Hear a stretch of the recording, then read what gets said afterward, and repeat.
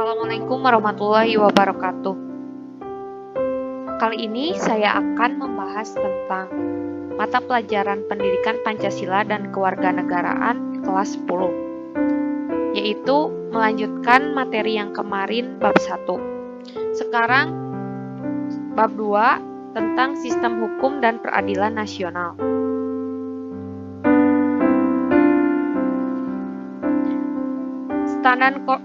Standar kompetensi menampilkan sikap positif terhadap sistem hukum dan peradilan nasional. Kemudian ini kompetensi dasarnya. Hukum dan peradilan nasional. Ini peta konsep hukum dan peradilan nasional dimulai dari fungsi hukum dan pengadilan nasional sampai sikap dan perilaku taat hukum, upaya pemberantasan korupsi. Fungsi hukum dan pengadilan nasional. Hukum merupakan peraturan atau tata tertib yang bersifat memaksa, mengikat, dan mengatur hubungan manusia satu dengan manusia lain di masyarakat dengan tujuan menjamin keadilan dalam pergaulan hidup dalam bermasyarakat yang bersumber negara dan pemerintah.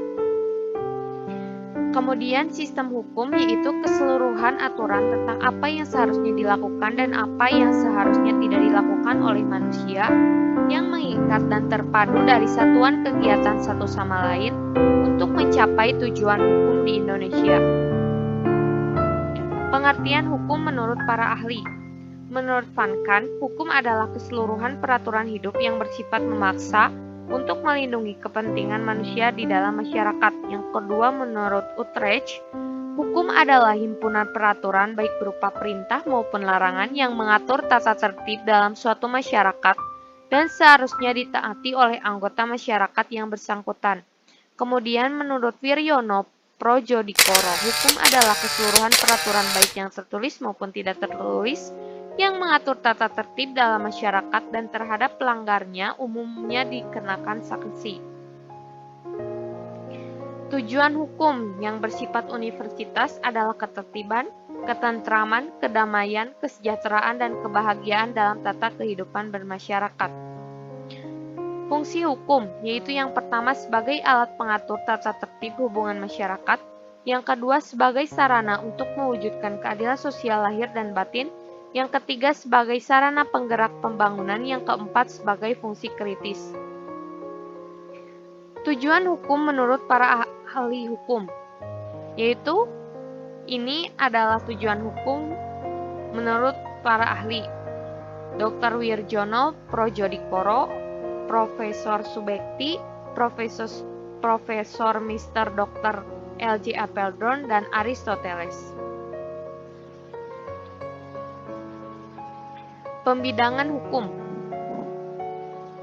Hukum ada wujud, ruang, waktu, pribadi, isi, tugas, dan fungsi.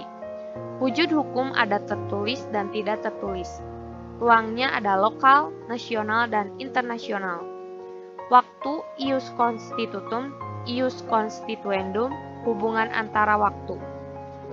Pribadi, satu golongan, semua golongan, atau antar golongan. Isinya bersifat publik atau privat atau perdata. Tugas dan fungsinya material atau formal. Publik terbagi menjadi hukum tata negara, hukum administrasi negara, hukum pidana, dan hukum acara. Hukum privat atau perdata terbagi menjadi 4, yaitu hukum perorangan, hukum keluarga, hukum kekayaan, dan hukum waris. Tugas dan fungsi formal ada 2, yaitu pidana formal dan perdata formal. Undang-undang dapat dibedakan atas 2, yaitu 1. Undang-undang dalam arti formal, dan yang kedua undang-undang dalam arti material. Kebiasaan memiliki dasar pasal 5 ayat 1 Undang-Undang Nomor 48 Tahun 2009 tentang kekuasaan kehakiman di Indonesia. Jurisprudensi adalah putusan pengadilan yang telah memiliki kekuatan pasti. Traktat atau treaty adalah perjanjian internasional. Doktrin adalah pendapat pakar senior.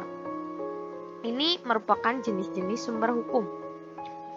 Tata urutan perundang-undangan di Indonesia ada 7, yaitu yang pertama Undang-Undang Dasar Negara Republik Indonesia tahun 1945, yang kedua Ketetapan Majelis Pemusyawaratan Rakyat atau TAP MPR, yang ketiga Undang-Undang atau Peraturan Pemerintah Pengganti UUD, yang keempat Peraturan Pemerintah, yang kelima Peraturan Presiden atau Perpres, yang keenam Peraturan Daerah Provinsi, yang ketujuh Peraturan Daerah Kabupaten atau Kota.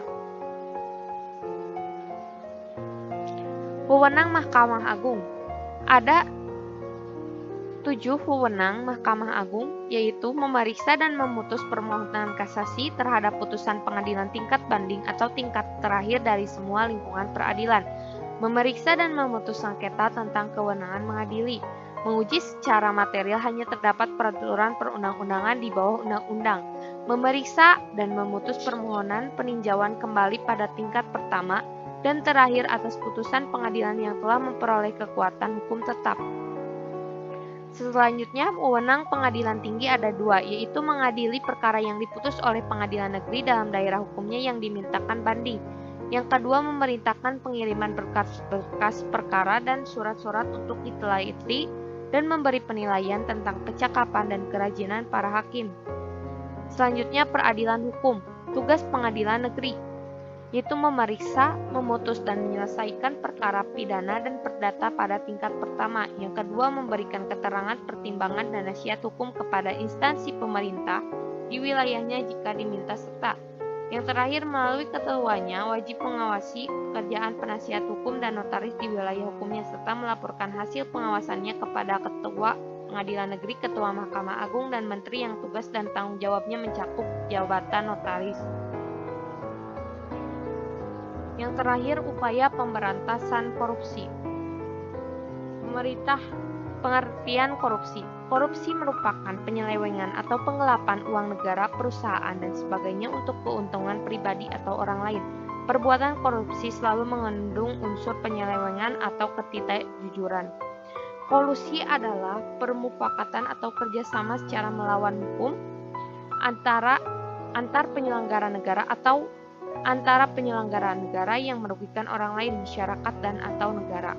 Nepotisme adalah setiap perbuatan penyelenggaraan negara secara melawan hukum yang menguntungkan kepentingan keluarga dan atau kroninya di atas kepentingan masyarakat, bangsa, dan negara. Penyebab utama korupsi di Indonesia. Yang pertama, lemahnya komitmen dan konsistensi penegakan hukum. Yang kedua, rendahnya integritas dan profesionalisme. Yang ketiga, adanya peluang di lingkungan kerja karena jabatan dan lingkungan masyarakat. Yang keempat, merasa selalu kurang dalam memperoleh penghasilan. Yang kelima, sikap yang tamak, lemah iman, serta tidak adanya kejujuran dan rasa malu. Segitiga korupsi berasal dari dorongan. Kemudian ada kesempatan dan rasionalisasi. Upaya pemberantasan korupsi. Upaya pencegahan dilakukan dengan yang pertama, himbauan kepada para pemimpin dan pejabat untuk memberikan keteladanan dengan mematuhi pola hidup sederhana dan memiliki rasa tanggung jawab sosial yang tinggi. Yang kedua, menanamkan aspirasi, semangat, dan spirit nasional yang positif dengan mengutamakan kepentingan nasional, kejujuran, serta pengabdian pada bangsa dan negara melalui sistem pendidikan formal, non-formal, dan pendidikan agama. Melakukan sistem penerimaan pegawai berdasarkan prinsip assignment atau keterampilan teknis dan tidak lagi berdasarkan norma ascription yang dapat membuka peluang berkembangnya nepotisme. Itulah penjelasan dari saya. Kurang lebihnya mohon dimaafkan. Semangat belajar. Terima kasih atas perhatiannya. Wassalamualaikum warahmatullahi wabarakatuh. Jangan lupa like, comment, and subscribe.